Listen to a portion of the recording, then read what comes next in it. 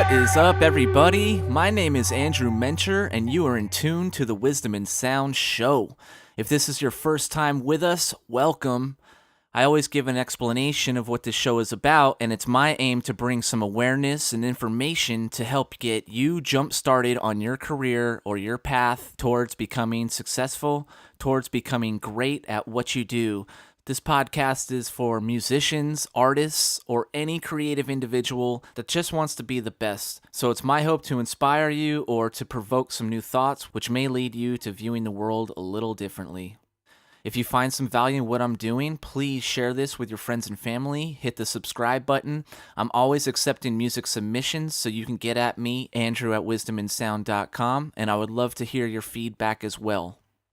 I'm very excited for today's show because our guest is an amazing artist from Canada. His name is Dyer, and I think his art could speak for itself, so go check that out, positivecreations.ca. Otherwise, Chris, how are you? Pretty good. Yourself? Doing good, man. Doing good. Nah. How's everything going? Just keeping it going. Lots of work today. It's Valentine's Day, and I will go out on a date later on. But just trying to keep busy in the work front here in the office. Right. Yeah, I feel you, man. Well, I do appreciate you taking some time with me for sure today. Yeah, no problem. Yeah. So, where are you now? Are you in Canada? Yeah. Well, I'm based in Montreal, Canada. That's in Quebec. It's a island city in the French province of Canada. And right. I've been living here for the last 17 years. Here's where I'm based. Wow, that's awesome. So you love it up there, huh? Yeah, it's chill, literally. Yeah. And I don't know. I just like it. It's just, I never really found a place that I've liked more than here, so I just sort of stay living here. Right. I was gonna say because you grew up in Peru, right? Yeah. Okay, so the weather obviously is very different. Yeah, but my parents live there still, so I visit them in December. I have Right. I do my Christmas run, and I also go do my jungle run, and I still go there. But for me, like, a place is not about weather, because there's lots of places with beautiful weather that the vibes don't agree with my own. So Right. the vibes of Montreal do agree with me, and yeah, it's cold, but I got heating in my apartment, and it's only cold in winter. In summer, it's really hot actually, and really fun. And I don't know, weather is a factor, but it doesn't rule my life. Yeah, that's awesome. And as well, the culture around there is conducive to what you're trying to do. You have a lot of community. Yeah, totally. Well, Montreal is a very cultureful city. I'd say Okay. one of the most European feeling provinces in North America. And is just the factor about Montreal being such an artsy city is that because it's French, a lot of English businesses don't dare to come and invest a lot of money here because they're afraid that it's unstable or there's too many rules that limits them. So then Montreal stays sort of broke, but Right. the United States kind of broke, where people get violent and start hurting each other, but more in like, okay, we got no money, so rent's low, so we're all just a bunch of broke artists, but we live our rent's not high, so we're not getting gentrified out of our own city that we love. So, Montreal is just like a city where a lot of artists and musicians come to live in, or students, and they're just sort of like chilling and enjoying, Yeah, it seems like everyone's kind of on the same page as far as living and works go. Yeah, so in general, LA is different, but there's no violence, and people are just sort of like mellow and just doing their thing. So, I enjoy it, and I still, despite the cold weather in winter, I haven't found a city in Canada or anywhere else that I'd rather spend my days at. I might have to come up and check it out sometime, man. It sounds pretty awesome. Yeah, come and visit. Of course, come in spring or summer so you can get the action in the streets where everybody is outside enjoying. But yeah, totally. Winter experience is nice too. I assume you're into snowboarding too. I'm more a skateboarder. For me, Okay. snowboarding is cool, but it's like a rich man sport. You gotta Yeah. first buy all the equipment, the clothing. You got to have a car to drive to the mountain. I don't even know how to drive. Oh wow. Uh, then you gotta like get your pass, which is really expensive, and maybe even a cabin to like stay there over the night. And it's just like there's a lot of expenses go that goes into like going down that mountain for a couple hours. Yeah. Then on the other hand, skateboarding, I just got my skateboard and I walk to my friend's loft. He's got a mini ramp. I do it for a couple hours and I'm done, you know? Right. So I don't, Totally free. yeah, I don't know if Yeah. I'm lazy or what, but like I rather just skate than like snowboard. In the city, you can just get by skateboarding or biking or taking the subway. But now the reason why I want to drive is for when I'm not in Montreal. Like for example, I was in Arizona last week, and I wanted to go to Sedona and the Grand Canyon after I finished painting at the Tucson Gem and Jam Festival. Nice. But then I don't have a license and I can't drive there. So meaning that I depend on other people to give me a ride, and then I had to Mm-hmm. take a tour from Sedona to the Grand Canyon, and that was like $400 for a day. Wow.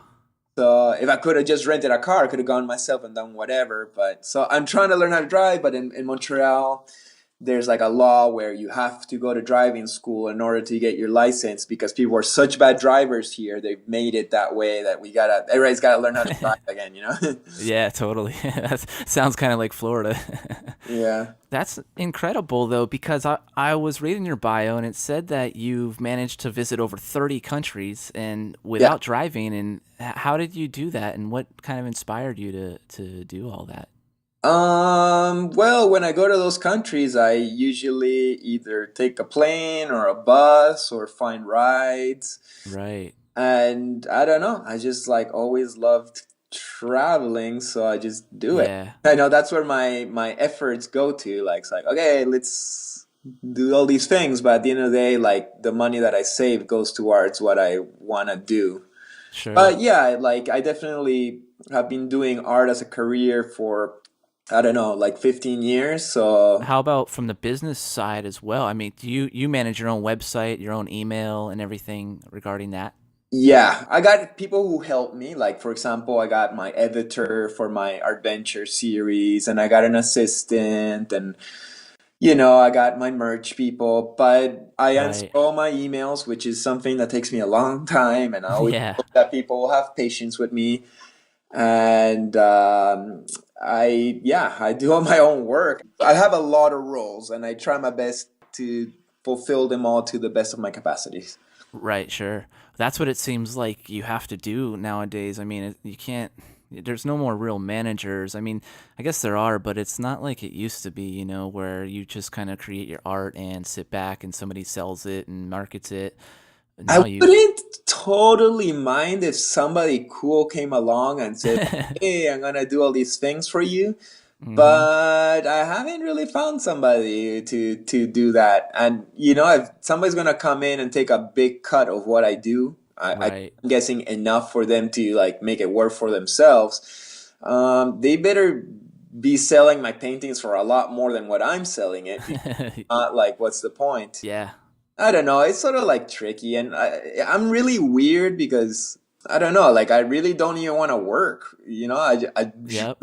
I really just want to do my art, and if I can find a way to make money on the side, Yeah. then then I'm doing what I love. I want to do art. I want to travel. So I do what I have to do, and I'll take some jobs, but I really try to avoid them. I don't want to like spend my life doing my art for others. I want to do it for myself. So Right. it gets sort of tricky, and so if I have a manager, they'll try to milk me and be like, "Hey, like do more work so I can get more commission." And then my art, I don't know. I don't want my art to become like a job.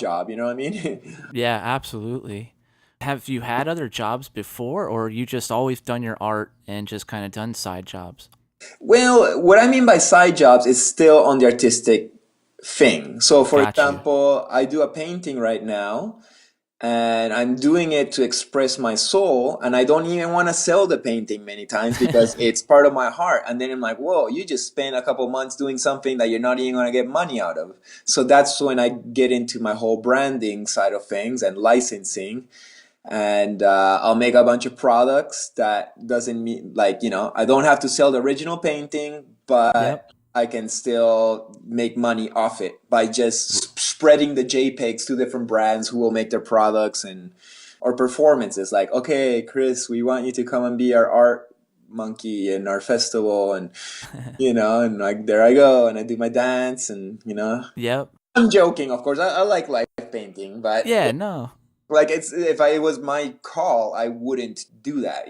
Like Sure. if I had the money, I'd probably do one or two festivals a year, the ones that interest me, and that's it. Yep. But it's definitely exhausting to like be almost in your 40s and go to this scene where it's a bunch of early 20-year-olds that I like perform for them. It's Sure. not my preferred thing, but that's where I charge. And a lot of live painters don't charge, but I'm like, if you want me, you gotta pay me, and if not, I'm not coming, and that's the end of the story. Sure. But that's, you're providing a huge value. I feel also that's good for the younger artists, because if I'm the one who's putting his foot down and saying like, you know what, like you're not gonna get Chris Dyer unless you pay, then the younger kids have got a better chance that eventually they will get paid themselves for what they do, and I think that's in everybody's benefit. Oh yeah, I agree 100%. Like I couldn't probably be asking my couple G's if Alex Gray wouldn't be like asking his 10 G's or something. Right. I hear you. So, like the fact that he's being charging that plus, for, decades or whatever is good for me, because then me as a younger artist, I can allow myself to be like, hey, like, please value my time, and I don't want to get on an airplane 2 days from Canada all the way to States, be in a noisy festival, damage my ears for 3 to 4 days, sometimes a week, and then Yep. go back home with debts because they didn't pay me. And it's like, no, like this is a job as many others, and Yep. people enjoy me being there, and I give it my all. And not only I give him a performance, most times the people who hire me get to keep the painting that I do. So that's where I Right. feel I give him a really good deal, because my paintings are usually 2,000 bucks average. So Yep. they're paying me 2 G's to be their live painter, and then on top of it they keep an original Chris Dyer. So Wow. they win double in a way. Wow, that's cool. So every festival, you probably work out a little different kind of deal, whether they pay for your plane ticket or they pay for your lodging or they just pay you up front. Well, basic is flight, lodging, and food. Okay. Without that, I'm not gonna pay my flight to go and work for free. Right, So right. with a basic flight, like I've done some festivals for the flight, like if it's like a festival going to like Costa Rica, because Yep. I like to check out Costa Rica. I've never been to Costa Rica, so okay, I'll do Envision. But this year they hit me up again. It's like, hey, you want to do Envision again? And I was like, can you pay this time? And it's like, no. I was like, well, I'm Hmm. not gonna do it because I already got my Costa Rica experience. Now I want to get paid Yep. for my work. But sometimes there's like festivals that interest me, or events where I'm like, oh yeah, you're putting me on stage with Alex Gray. Okay, that's something I Yeah. want. I will Right. quote unquote work for free if you fly me there and put me in a position that's a really good look, and advances my career to some degree, Right. or Absolutely. or is just really fun experience. So you weigh it out, but then I don't know, like in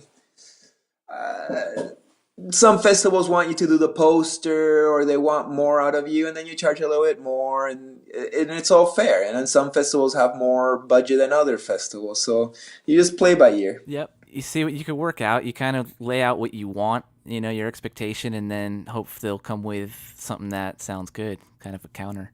Yeah, totally. But my basic is, and it's I guess a little bit rude to talk about money, but if your show's about like money and business and all this stuff, might as well break it down. Because my deal is like, okay, you want me for your festival? I need my flight, my lodging, and my food as a basic, and then Yep. 2,000 bucks. And then, we can talk if you want a mural, or if you want a just normal brush live painting, and we can talk if you keep the piece or not, and or if you want an extra poster, or if you want to use my art for the media, and those factors then put up the price a little bit up. But and I've been asking $2,000 for the last few years. I haven't even put it up or anything, and Wow. Do you get a good response? you know, no one has said like what the fuck, no one has been Yeah. like, hey, what are you talking about? They're all being like, okay, that sounds fair, and the Yep. festivals who can't afford it will be like, oh, we can't afford it, sorry. Yeah. Or and Got those it. who can are like, okay, yeah, we're doing it. Or those who can't afford it but really want me, they'll try to like negotiate, be like, oh, Yeah. but what Yeah. if we throw in this or that, or they'll try to work it out. But many times, if they really can't pay me and it's a festival I don't care too much about, like I don't really care that much to go middle of nowhere United States, Yep. not to insult anybody, but it's just like I'd rather just stay home and paint in my studio. So Right. if there's nothing for me to gain from it, I'd rather just be like, okay, like just ask me next year or when you have a budget. And that's Yeah. I think that's also makes it more precious, because if I'm just showing up to wherever I go, then it's like, oh, Chris Dyer again, boring. Uh-huh. But if it's like, oh, finally Chris Dyer made this festival, like we've been waiting for a few years for him to come to this part of the country, that's awesome. Makes it that I'll have work for more years, hopefully, Right. That's a really nice tip to share, So I appreciate that one for sure, man. You gotta be hard to get, Oh, yeah. That always works. That's a great approach. Well, I'd like to get to the music for today, and this one comes from a really dope artist. He goes by the name of Dysphemic. You could check him out at dysphemic.com. That's DYSPHEMIC. He's established himself as one of Australia's most unique and prolific producers and MCs, traversing from jungle, breakcore, hip-hop, drum and bass, dubstep, and glitch hop. Dysphemic's releases have received worldwide attention and a dedicated following. So sit back, check this one out. It comes from the Reconnaissance compilation curated by Govinda. It's called They Came From the Sky.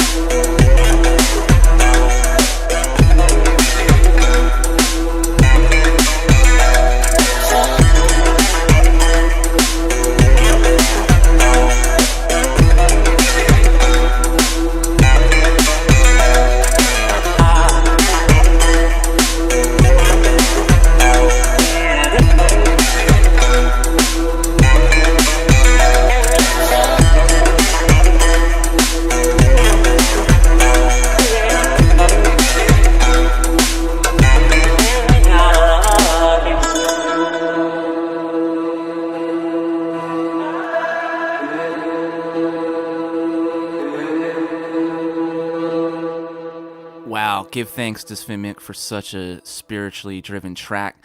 I really love what you're doing, brother, so keep up the good work.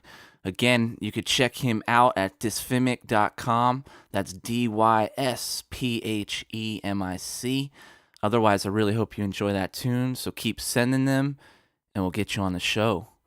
All right, back to our conversation with Chris Dyer of Positive Creations. We were talking about the strategies that you take when being solicited for business. Has your approach changed over time as you've grown and dealt with different festival promoters and just people that want your art?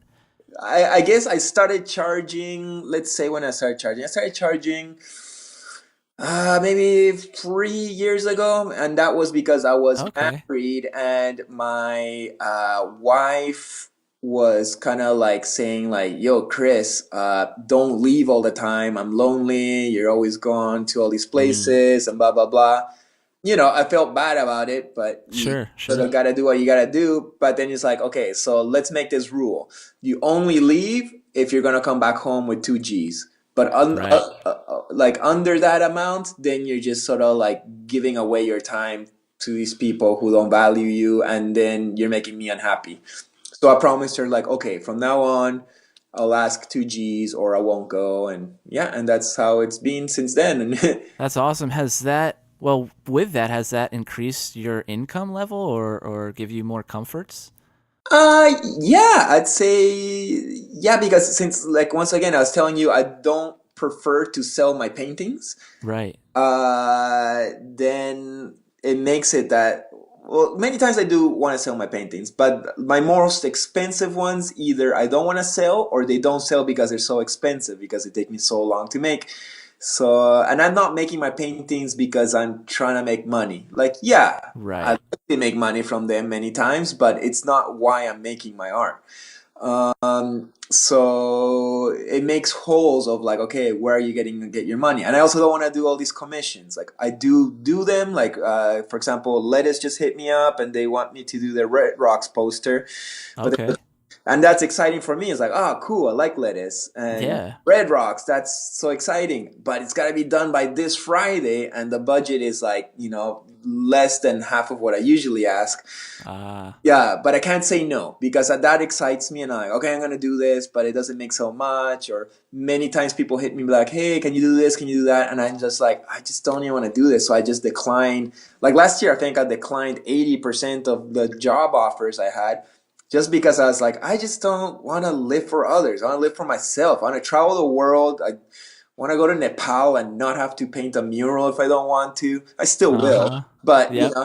but I'll do it for myself and I'll do it for free at a shopkeeper that doesn't even know why I'm doing that, but Right. for the passion, not for the money. So Totally. luckily I made enough money to allow myself the freedom to do whatever I wanted to do last year, but now this year I'm Right. sort of like starting at zero again and I gotta build up and I gotta like measure my battles, and I also try to help my parents in Peru, so that's like a factor.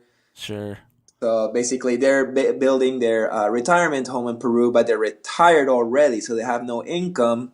Okay. So basically, they sort of count on me to send them like a G or two a month, which Got you.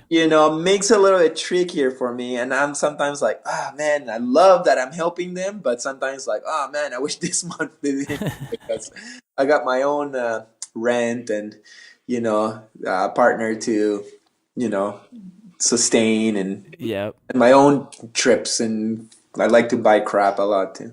Right. That's awesome. I'm addicted to buying records. Okay, Yeah. that's a good addiction though, man. Oh You yeah, know? definitely. So, yeah, I love vinyl, man. I Uh-huh. bet you probably got a MK 1200 in there somewhere, I huh? got a Tech 12, a couple Yep. Tech 12s, and pretty much records and record players in every room of my apartment, except for the bathroom. But Right. Nice, nice. Very cool, brother. I love analog. You were saying earlier that your art fuels your traveling, basically. So all the money that you've been making, you're putting back into your traveling and your living. yeah, totally. It's like a circle, you get inspired by the world, by traveling, by the experiences, by by the music, by the things you invest your time into. And then that goes back into your art, and then the art comes out like interesting looking because you're doing something from a place of constant growth. And then that art makes you more loot, and you reinvest it into like your experiences and your life and your surroundings in your home and all that stuff. So yeah, it's a ever growing spiral upwards. Totally. I could see, obviously, your work has been very consistent over the years. And I mean, that's obviously, it's always going to be from you and your hands. But I think that's what one thing that keeps you able to sustain your life to the extent that you have is because you're so consistent. I guess so. I got no option. I don't really think about it. It's just this passion that I've had since I'm always since I was young to just create. And even when I was like, 6 years old, I would build myself little offices that I'd sit at and create my books and my things. Like what I'm still doing today. I was doing since I was a little kid. It's like I was born to do what I'm doing. I never really thought about it too much. Like, oh, I want to be that thing. I was just doing what I had to do, and that made me sort of a nerd in school. Yep. But then I just kept on doing it, and now I live a really rich, happy life, and yeah, I don't know. I'm stoked. I guess I'm just following my heart. Totally. Well, that's key, man. It's following your heart, and you're just inspiring through your artwork and through this podcast. I mean, I'm inspired right now, so it's pretty powerful for sure what you're doing. Sweet, thanks, Um, man. Absolutely. Do you consider yourself a success, or when did you consider yourself a success? Those things, those terms are sort of relative, but I think Yep. when it comes to what is success, is just being happy. And I was happy Hmm. for a long time, even when I was broke, and I didn't even make enough money from my art, and maybe I was on welfare at the time, but I was doing what I loved. For me, that was success to some degree.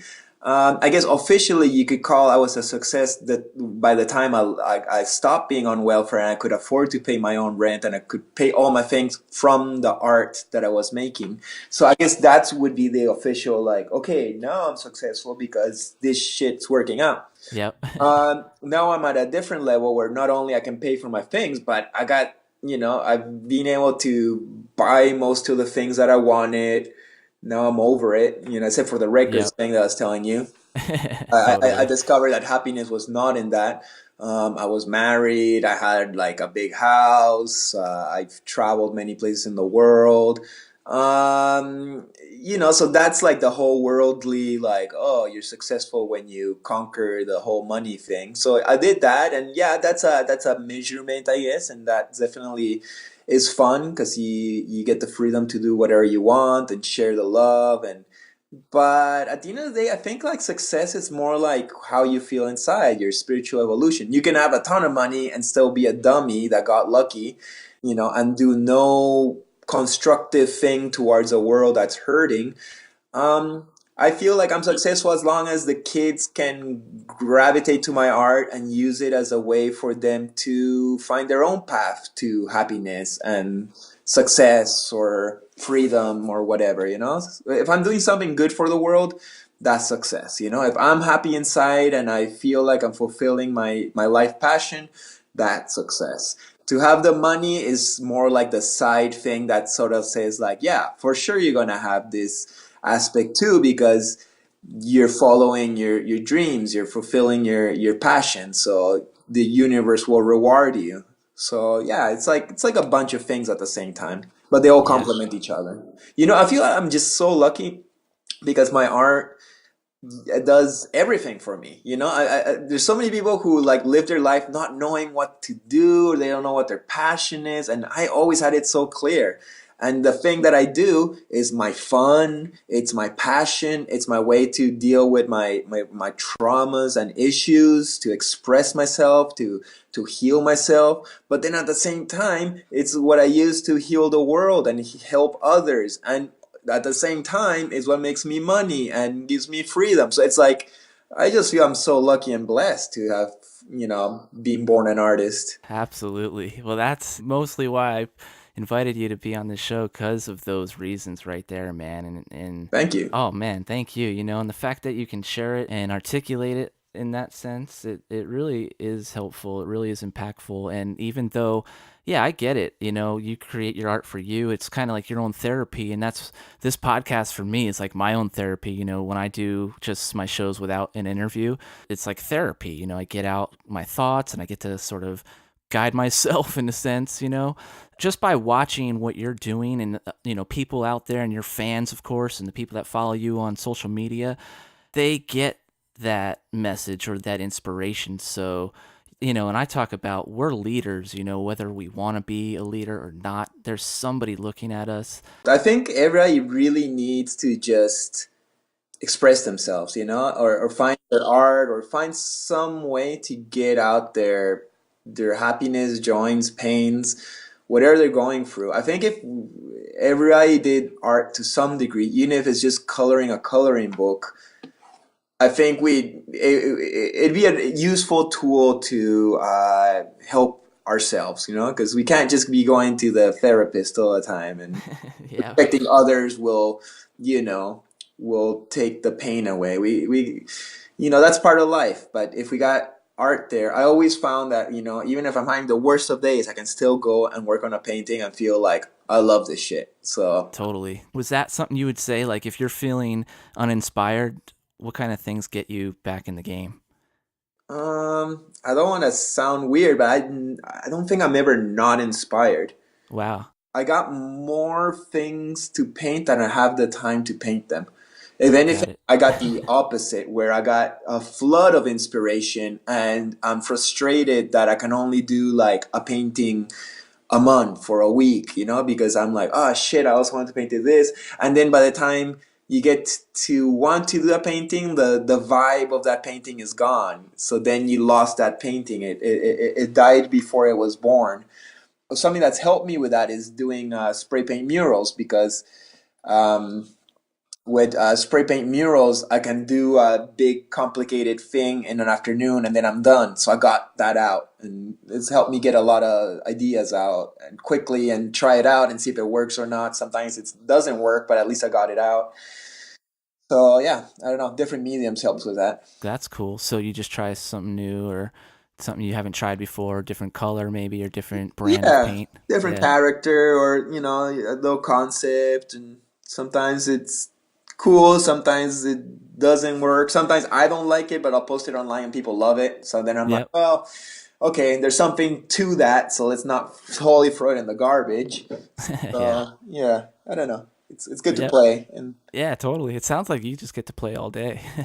oh, well, not really. If right now, as we're talking, I'm at my computer trying to like finish some skateboard graphics for another client, and Okay, cool. I do play a lot, and I have allowed myself to have a lot of fun lately. But definitely, there's a lot of Yeah. time where I gotta, get a bad back sitting on this chair, answering a lot of emails and making sure that things are well organized. If I Right. sort of let go and just always play, a lot of people wouldn't be happy with me, and then I'd lose clients and contacts, and still my clients and my contacts are very patient with me, because sometimes I just go and do my thing, and they gotta wait a year till they get their logo. So Right, I, sure. I Wow. try my best. That's cool. It sounds like you keep good communication, by answering all the emails, and that seems again key to your success so far.